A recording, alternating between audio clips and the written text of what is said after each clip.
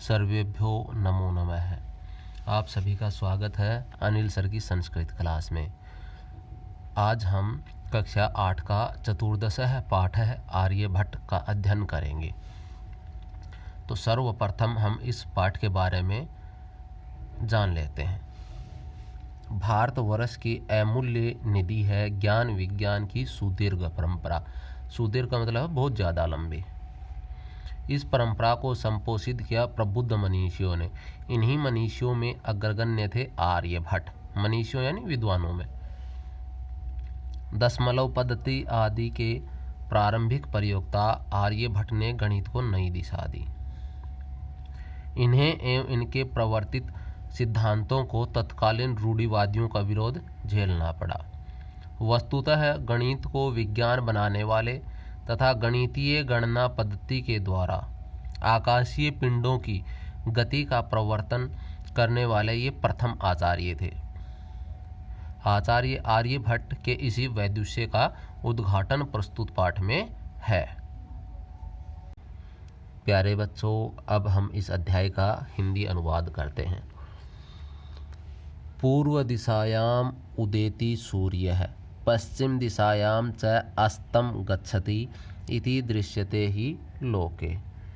पूर्व दिशायाम उदेति सूर्य यानी सूर्य उदेति यानी उगता है। पूर्व दिशायाम यानी पूर्व दिशा में। सूर्य पूर्व दिशा में उगता है। पश्चिम दिशायाम यानी पश्चिम दिशा में। च यानी और, अस्तं गच्छति यानी अस्त को चला जाता है। इति दृश्यते ही लोके ऐसा दिखाई देता है इस संसार में। इस पूरी लाइन का अर्थ देखिए। सूर्य पूर्व दिशा में उदय होता है और पश्चिम दिशा में अस्त होता है, ऐसा इस संसार में दिखाई देता है। परम, परम यानी परंतु। न अनेन अवबोधम अस्ति, न यानी नहीं, अनेन यानी इसके द्वारा, अवबोधम अस्ति यानी पता चलता है कि सूर्यो गतिशील है इति, कि सूर्य गतिशील है।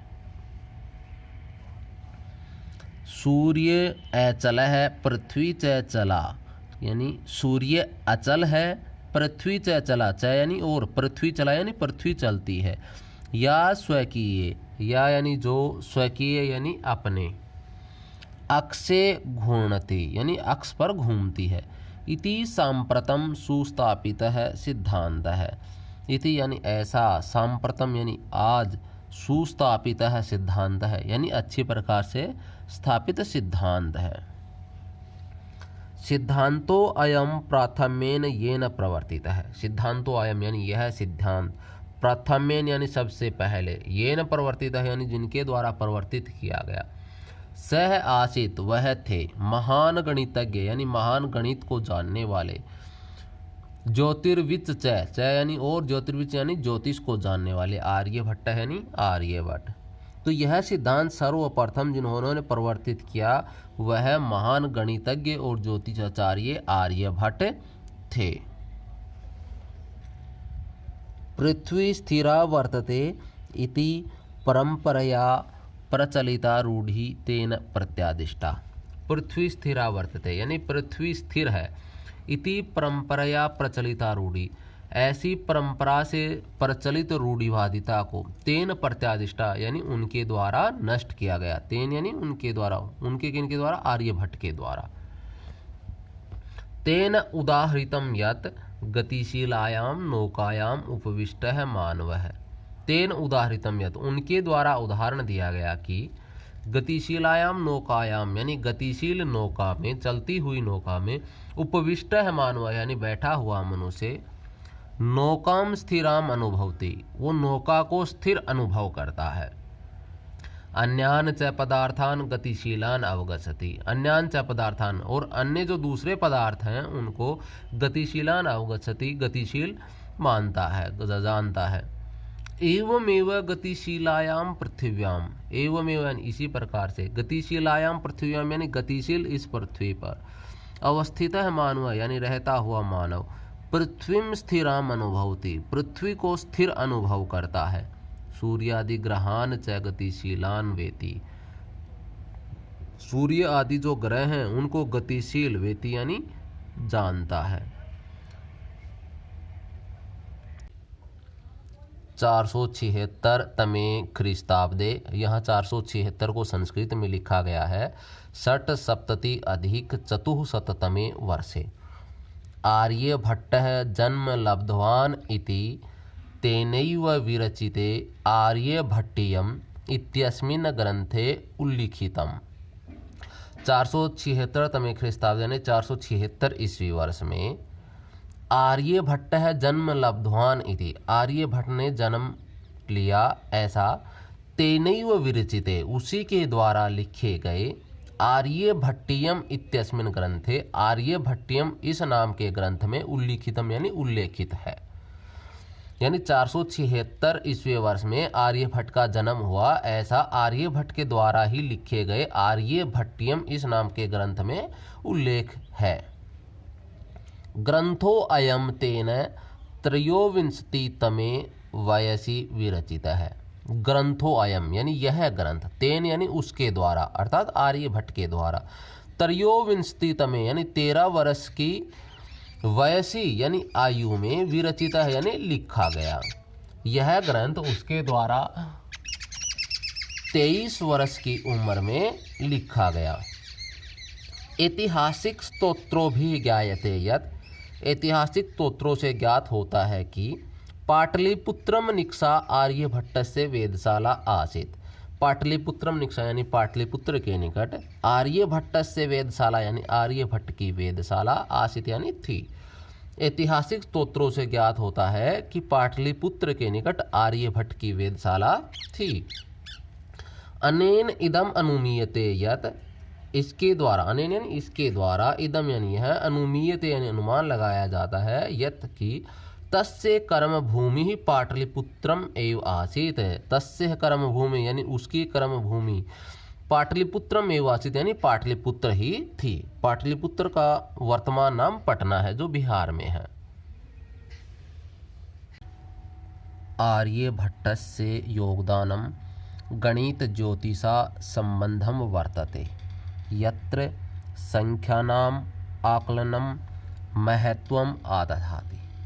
आर्यभट्टस्य योगदानम यानी आर्यभट्ट का योगदान गणित ज्योतिषा संबंधम वर्तते, गणित ज्योतिष से संबंधित है।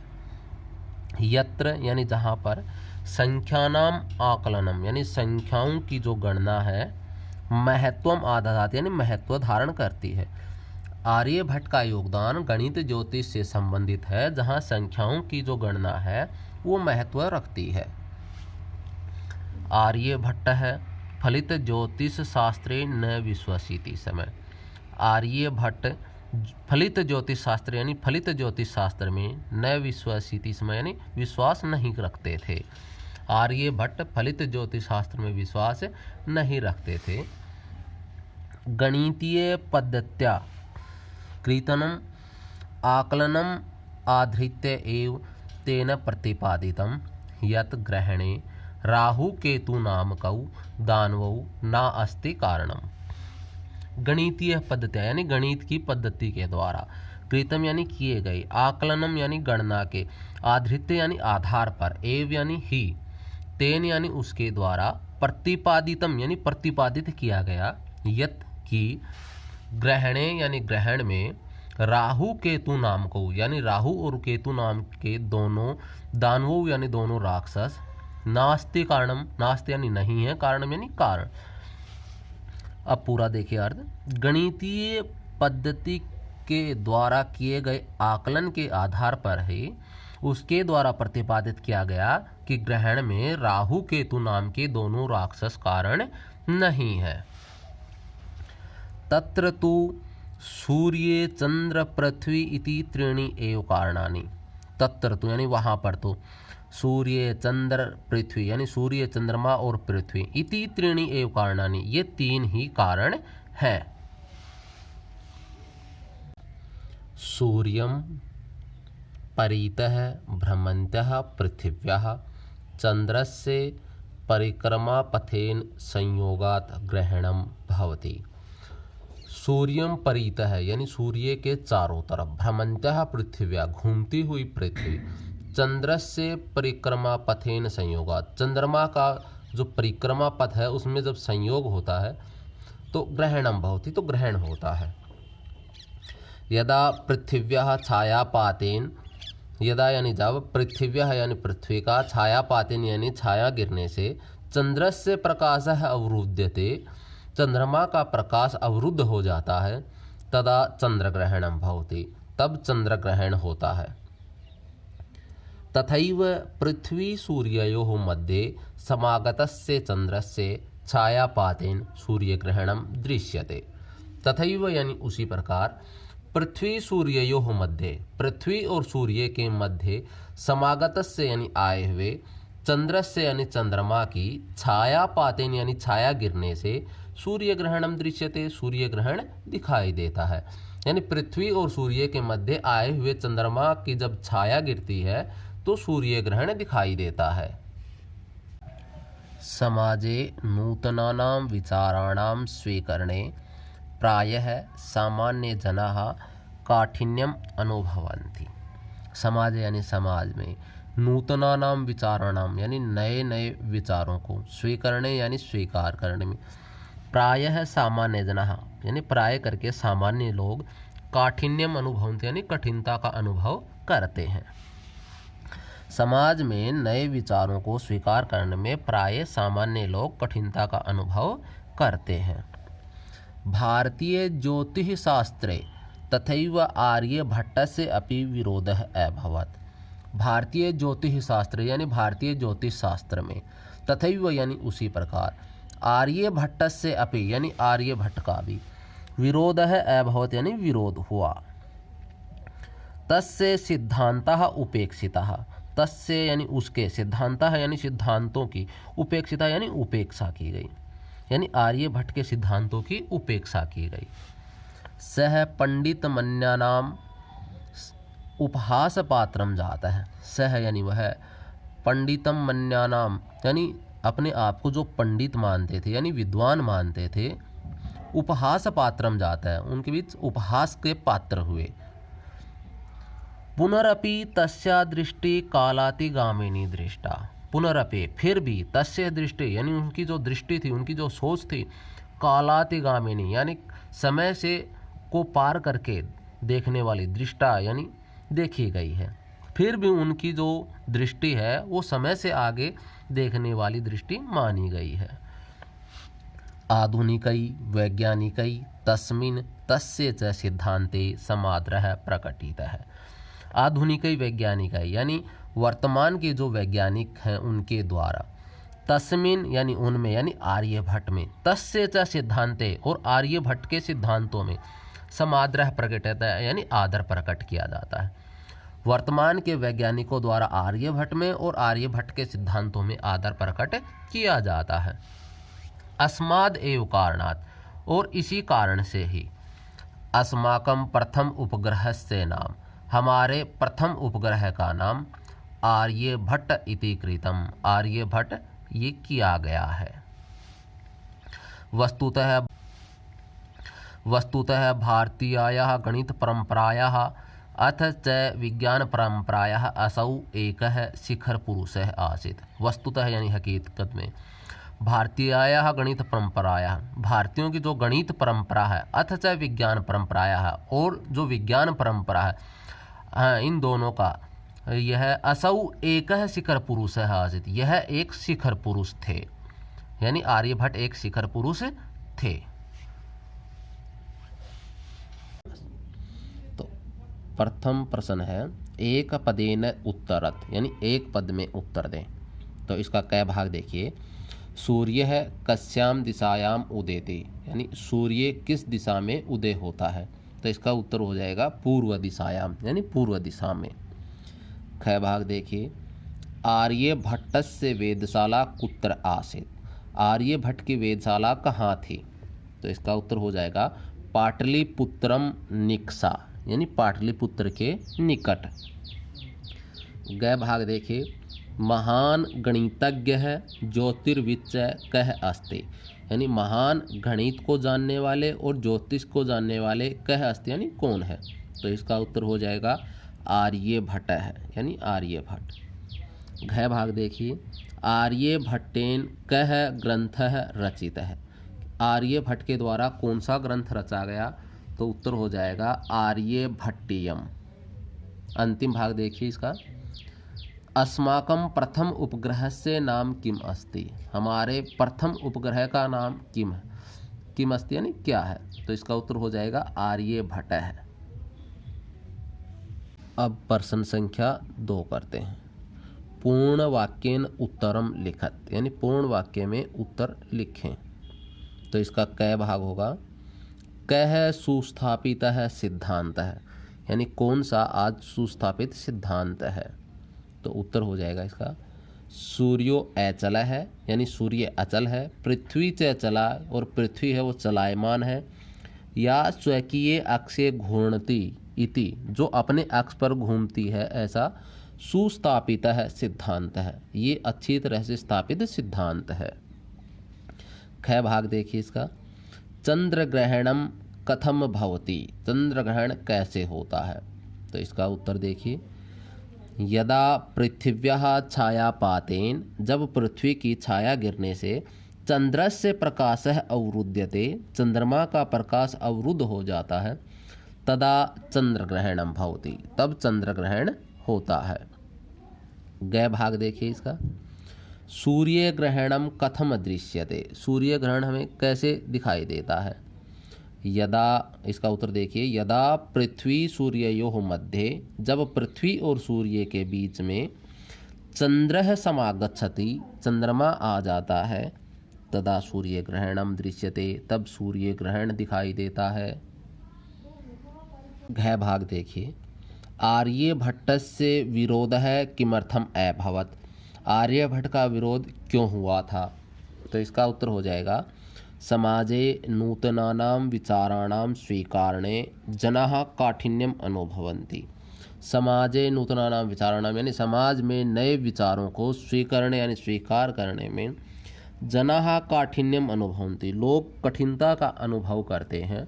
अस्मात् एव कारणात्, और इसी कारण से आर्यभट्ट से विरोध अभवत्, आर्यभट्ट का विरोध हुआ था।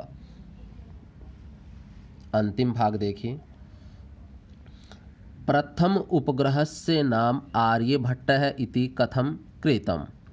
प्रथम उपग्रह का नाम आर्यभट्ट ये क्यों किया गया? तो इसका उत्तर हो जाएगा, आधुनिकई वैज्ञानिकई आर्यभट्टे, यानी आधुनिक वैज्ञानिकों के द्वारा आर्यभट्ट में, तस्य सिद्धांते च, और उसके सिद्धांतों में, समादरः प्रकटित है, यानी आदर प्रकट किया जाता है। अतः अस्माकं प्रथम उपग्रह से नाम, और इसीलिए हमारे पहले उपग्रह का नाम आर्यभट्टः इति कृतम्, आर्यभट्ट ये किया गया। प्रश्न संख्या 3, रेखांकित पदानि आधृत्य प्रश्न निर्माणम कुरुतः, यानी रेखांकित पद को आधार करके प्रश्न निर्माण करें। तो यहाँ हम देख पा रहे हैं रेखांकित पद हैं पश्चिमायाम, परंपरया, गणित, ज्योतिष, सामान्य जनाः, पृथ्वी, सूर्ययो।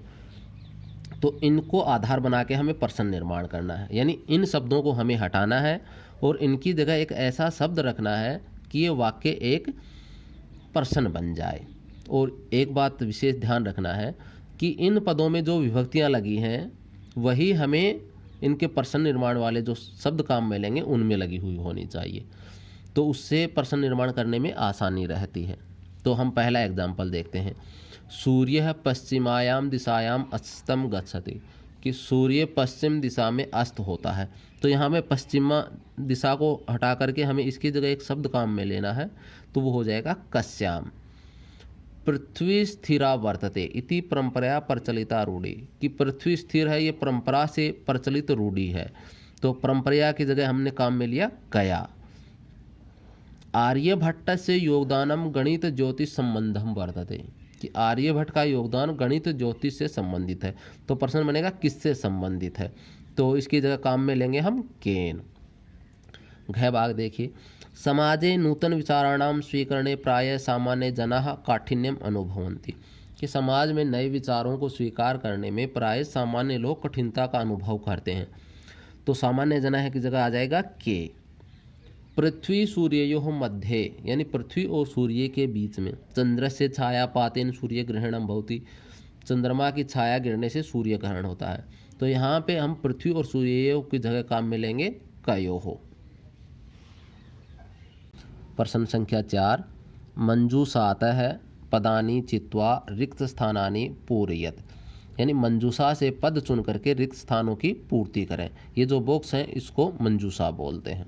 तो इसका पहला भाग देखिए, इनका पहले अर्थ बता देता हूँ मैं। नौकाम यानी नौका को, पृथ्वी यानी पृथ्वी, तदा यानी तब, चला यानी चलायमान, और अस्तम यानी छिपना यानी अस्त होना। तो कै भाग करते हैं। सूर्य है पूर्व दिशायाम उदेति, सूर्य पूर्व दिशा में उदय होता है। पश्चिम दिशायाम च अस्तम गच्छति, पश्चिम दिशा में अस्त को जाता है। सूर्य है अचल है, सूर्य अचल है। पृथ्वी च चला, पृथ्वी है वो चलायमान है। गए भाग, पृथ्वी स्वकीय अक्षे घूर्णति, पृथ्वी अपने अक्ष पर घूमती है। तो यहाँ रिक्त स्थान में पृथ्वी आएगा। घय भाग, यदा पृथिव्याः छायापातेन चंद्रस्य प्रकाशः अवरुध्यते, जब पृथ्वी की छाया गिरने से चंद्रमा का प्रकाश रुक जाता है, तदा चंद्रग्रहणम भवति, तब चंद्रग्रहण होता है। अंतिम भाग देखिए, नौकायाम उपविष्टः मानवः, नौका में बैठा हुआ मानव, नौकाम स्थिराम अनुभवति, नौका को स्थिर अनुभव करता है। प्रश्न संख्या 5, संधि विच्छेदम कुरुतः, यानी संधि विच्छेद करिए। तो ग्रंथो अयम का संधि विच्छेद होगा ग्रंथः अयम। सूर्याचलः का संधि विच्छेद होगा सूर्य अचलः। तथैव का संधि विच्छेद होगा तथा एव। कालातिगामिनी का संधि विच्छेद होगा काल अतिगामिनी। और इसी प्रकार से प्रथमोपग्रहस्य का होगा प्रथम उपग्रहस्य। प्रश्न संख्या 6, अधोलिखित पदानाम विपरीतार्थक पदानि लिखत, यानी नीचे लिखे हुए पदों के विपरीतार्थक पद लिखें। तो उदय है, अस्त है, अचल है, चल है, अंधकार है, प्रकाश है, स्थिर है, अस्थिर है, समादर है, निरादर है, आकाशस्य पृथिव्याः। हमें एक चीज़ का विशेष ध्यान रखना है कि यहाँ पर जो विभक्ति लगी हुई है वही इनके उत्तर में भी लगानी होती है। जैसे आकाशस्य में षष्ठी विभक्ति है तो पृथिव्याः में भी षष्ठी विभक्ति लगी हुई है। अब छठे प्रश्न का आ भाग, अधोलिखित पदानाम समानार्थक पदानि पाठात चित्वा लिखत, अधोलिखित पदों के समानार्थक पद पाठात चित्वा लिखत, यानी पाठ से चुन करके लिखें। वैसे तो इनके कई सारे आपको समानार्थक पद मिल जाएंगे, लेकिन हमें यहाँ पर सिर्फ पाठ से ही चुन करके लिखने हैं।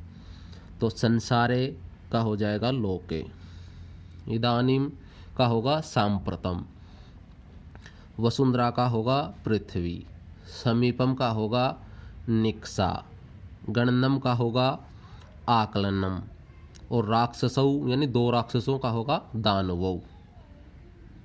प्रश्न संख्या 7, अधोलिखितानि पदानि आधृत्य वाक्यानि रचयत, यानी अधोलिखित पदों को आधार करके वाक्यों की रचना करें।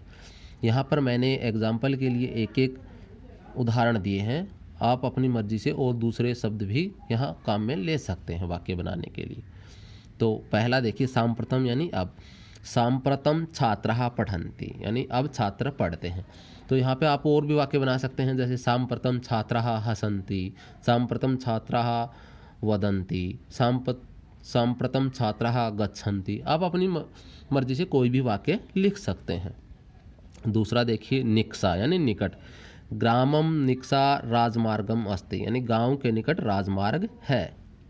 परितः यानी चारों तरफ, विद्यालयम परितः वृक्षाः सन्ति, यानी विद्यालय के चारों तरफ वृक्ष हैं। उपविष्टः यानी बैठा हुआ, तो कक्षायाम उपविष्टः छात्रः पठति, कक्षा में बैठा हुआ छात्र पढ़ता है। कर्म भूमि यानी कार्य क्षेत्र, तो दिल्ली प्रदेशः मम कर्मभूमिः अस्ति, यानी दिल्ली प्रदेश मेरी कर्मभूमि है। वैज्ञानिकः, आर्यभट्टः प्रसिद्धः वैज्ञानिकः आसीत्, यानी आर्यभट्ट प्रसिद्ध वैज्ञानिक थे। तो इस प्रकार से बच्चों हमारा ये अध्याय का अभ्यास पूरा होता है। यदि आपको किसी प्रश्न में कोई दिक्कत है तो आप कमेंट बॉक्स में ज़रूर पूछें। धन्यवाद।